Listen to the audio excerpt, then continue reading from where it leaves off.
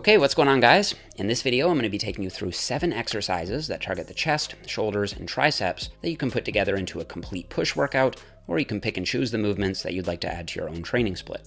Alright, so as usual, we're kicking things off with a 5-minute general warm-up on the treadmill or Stairmaster, and then we're doing a few quick dynamic stretches like arm swings and cable external rotations. From there, we're jumping into 3 sets of 8, then 5, then 15 reps on the close grip barbell incline bench press. So this is a unique undulating set pattern where the first working set uses more moderate weight for 8 reps, the second set uses heavier weight for 5 reps, and then the third set uses a lighter weight for 15 reps. Of course, to get to those working sets, you'll do a few quick warm-up sets first, and I'll put an example of a warm-up pyramid up here on the screen. Then after those warm-up sets, you'll do your first working set for 8 reps. The reason we're using this set structure is that the first set of 8 will help you find your groove, since incline bench isn't a super well-oiled movement for most people. After that first set, your technique should feel much more locked in for the heavier set of 5. The first set of 8 will also give you a much better idea of how much weight you should add for the following heavier set of 5. Just make sure you rest for at least 3 to 4 minutes in between those sets so your pecs are feeling recovered and capable of going up in weight. So you hit your set of 5, which I'll play here in fast motion, and then after that your main overloading work is done.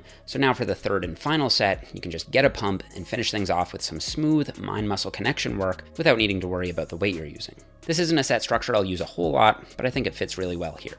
I should also mention that we now officially have an actual long-term training study measuring pec hypertrophy after 8 weeks of using the flat bench or the incline bench, and as you can see in the table here, when it came to the lower pecs, there was no significant difference between the groups. Flat and incline were about the same.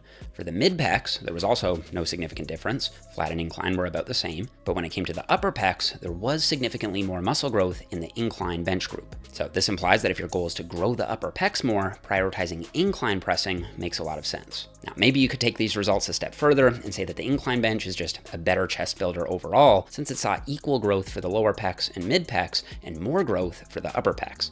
However, keep in mind, this was just one study. It was done on 47 untrained subjects, so newbie lifters, and so while I do think it supports using an incline press for upper pec growth, I wouldn't make any sweeping generalizations from it. We're also taking a slightly closer grip here, so a grip just outside of shoulder width, and this will further shift emphasis to the upper pecs. On these, I'm bringing the bar down to the highest contact point on my upper chest, and then pressing either straight up or up and slightly back. A common mistake is touching the barbell too low on your chest and then pressing the bar out in front of you. Instead, you want to have the barbell stacked in more or less a straight line centered with your shoulder joint. If the bar gets too far out in front of you, it'll limit the weight you can press and may put more strain on your shoulders. As for tucking and flaring, I do a slight tuck on the negative and then flare my elbows out as I push. However, there is a wide range of acceptable tuck and flare angles that'll all hit the majority of the pec fibers to a similar degree. So for the most part, I think you should find a degree of tuck that feels comfortable to you, and anything from 0 to about 30 degrees is generally fine. Okay, next we're moving on to 3 sets of 10 to 12 reps on the machine shoulder press. Now we just hit the delts decently hard with the incline press, but I still want to get in some more shoulder volume without it being too taxing overall. And this is why I opted for a machine press here.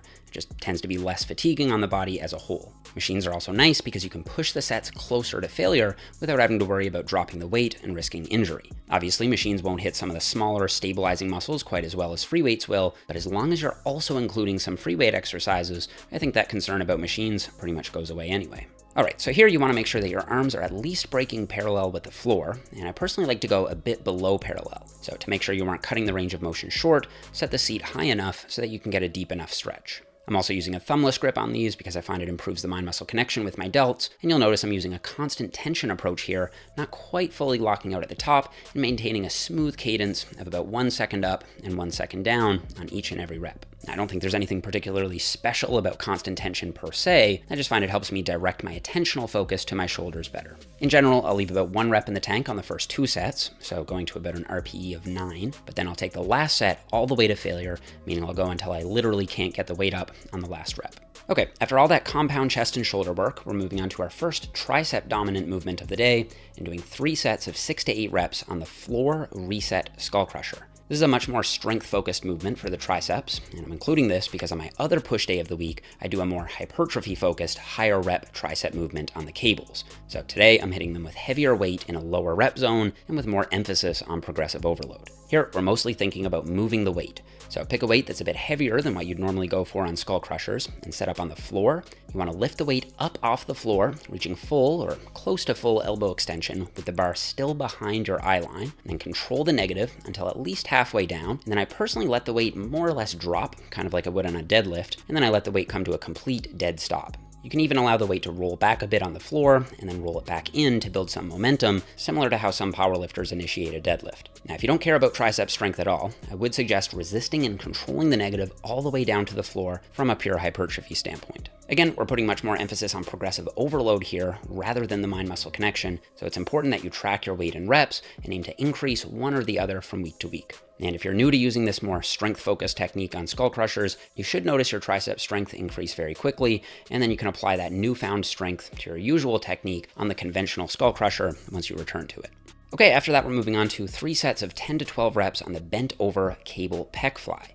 For this one, you want to bend forward at the hips and fly in a straight downward motion. Note that this is different from a decline cable pec fly, where your posture is upright, but your arms are converging downward. With this one, you're still flying straight out, it's just that your torso itself is angled forward. So the decline fly will emphasize the lower pecs more, whereas the bent over fly will hit all regions of the pecs roughly evenly, with probably the most emphasis on the mid pecs. So this is basically the same movement as doing them standing straight up with a mid-level cable. However, by doing them this way, you may find that the cables pull you backward, making it harder to keep your balance. This instability can then limit the amount of tension your pecs receive. So by leaning forward over the cables, you'll be more stable since your body weight is grounded with the floor, and this should allow you to direct more tension onto the pecs. So if you've ever found yourself losing balance with a traditional cable fly, try bending forward and see if you can feel your pecs working better.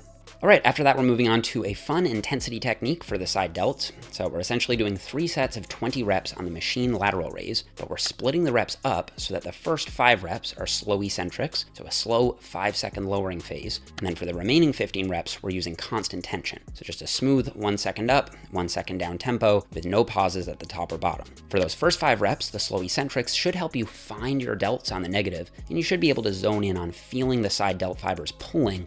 And then once you've locked that connection in, from there, you can kind of just blast them with more standard constant tension reps. There's nothing particularly special about this rep pattern. I've just found that it can be very helpful for people who struggle feeling their delts working on lateral raises, and it helps them get locked in for the set.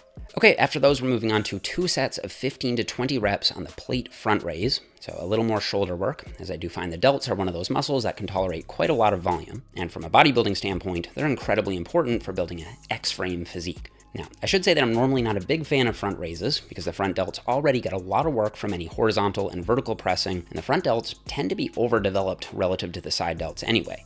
However, there is a way to modify the front raise to make it less front delt dominant and target more of those middle segments in between the front and side heads. So that's what we're aiming for here by steering the wheel as we do front raises with the plate. When you think about how the deltoid fibers run, if you do a front raise with an externally rotated arm, the front delt fibers are most lined up with the path of resistance, whereas the side delt fibers are off to the side and won't contribute much at all. However, if you internally rotate the shoulder, you place the side delt fibers in a much better position to contribute to the front raise. And so that's exactly what we're doing here, internally rotating as we lift the plate up. Now, if you happen to feel shoulder pain when doing these, you could easily swap them out for a dumbbell Y raise instead, but I think internally rotating is perfectly normal in healthy shoulders and shouldn't give the majority of lifters any issue. Okay, and to round out the workout, we're finishing things off with one all-out set to failure on the diamond push-up for as many reps as possible. I like finishing the workout off with an AMRAP set because there are no sets left to interfere with, so you can just give it everything you've got and know that you've finished the workout on a high note. The diamond hand position will force the triceps to work much harder than the conventional push-up will, so there's much more triceps emphasis here, and the narrower base of support just makes the movement more challenging in general. So don't sweat it if you can't get as many reps as you would on the conventional push-up. For example, I only got 21 reps on this set, and I can probably do 60 or 70 conventional push-ups.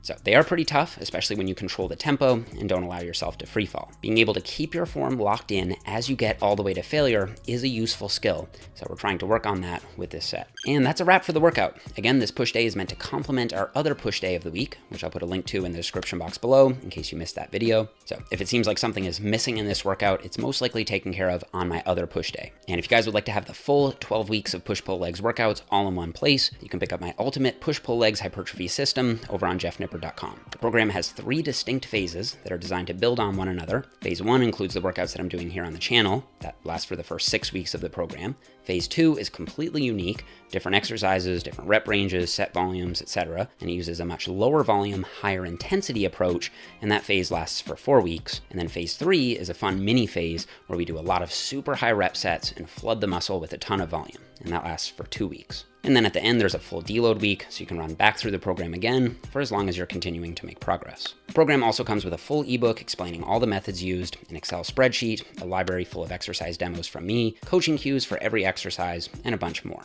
It's designed for intermediate to advanced trainees, so if you're still in your first year or 2 of lifting, you can check out my fundamentals program instead, which I'll also link down below. All right, that's it for this one, guys. Thank you so much for watching. Don't forget to leave me a thumbs up if you enjoyed the video, subscribe if you haven't already, and I'll see you guys all here in the next one.